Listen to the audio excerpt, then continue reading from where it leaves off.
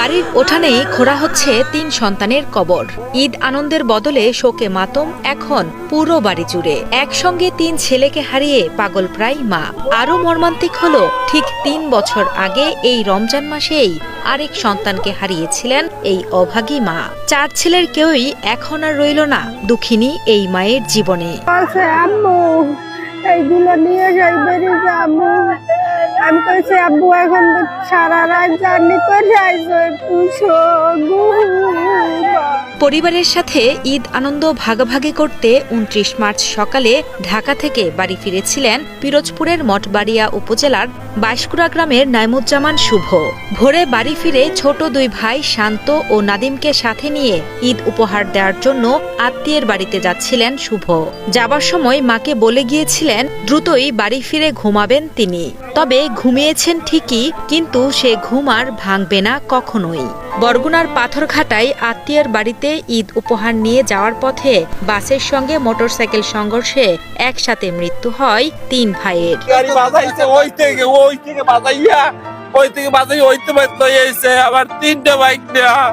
বিকট আকার একটা শব্দ হয়েছে। তারপর দৌড়তে আসার পর দেখছি এরকম আপনার ডেড বডি পড়ে রয়েছে, কিন্তু আমরা গাড়িতে 2 জন পাইছি। এই 2 জন আবার ধরে আমরা স্কুলের ভিতরে রাখা দিয়েছি, আর ড্রাইভার পাই নাই। এই অবস্থা। আর আমাদের এই লাইনে যত দুর্ঘটনা ঘটে, 20টা দুর্ঘটনা ঘটে, এর ভিতরে 18টা ঘটে রাজীব পরিবহনের। 29 মার্চ সকালে বরগুনার পাথরঘাটা ঢাকা সড়কের রায়হানপুর ইউনিয়নের সোনার বাংলা এলাকায় ঘটে মর্মান্তিক এই দুর্ঘটনাটি। পাথরঘাটা থেকে ঢাকাগামী রাজীব পরিবহনের একটি বাস সোনার বাংলা এলাকায় বিপরীত দিক থেকে আসা একটি মোটরসাইকেলকে চাপা দিলে ঘটনাস্থলেই প্রাণ হারান মোটরসাইকেলে থাকা 3 ভাই শুভ, শান্ত ও নাদিম।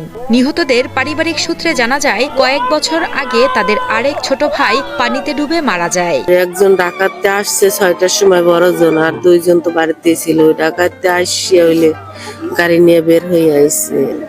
ওই ওর চাচার শালার ছেলেরা আর কি মনে হয় ঈদের কিছু দিছে, ওই দিয়েইতে যায়। যারা দাঁড়ায় না ঠেলতে যাইতে আছে, কিন্তু আরো 3-4 জন মিললে এখন আটটাই হেলাইছে, আটটাই মসজিদের মধ্যে আটটাই রাখছে। দুর্ঘটনার পর বাসের চালক ও সহযোগীকে মসজিদে আটকে রাখেন স্থানীয়রা। পরবর্তীতে তাদের তুলে দেওয়া হয় পুলিশের হাতে। মরদেহ আইনি প্রক্রিয়া শেষে পরিবারের কাছে হস্তান্তর করা হয়েছে বলে জানান বরগুনা পাথরঘাটা থানার ভারপ্রাপ্ত কর্মকর্তা মোহাম্মদ মেহেদি হাসান। এখানে যে ঘটনাস্থলে আপনার এই যে একই মোটরসাইকেলে 3 ভাই, আপন 3 ভাই, ওরা কেরাতপুরের দিকে যাইতেছিল। তো মুখোমুখি সংঘর্ষ, 3 ভাই স্পট ডেথ। আমরা আসছি, সরঞ্জাম সবকিছু দেখতেছি, পরবর্তী আইনগত ব্যবস্থা প্রক্রিয়াধীন।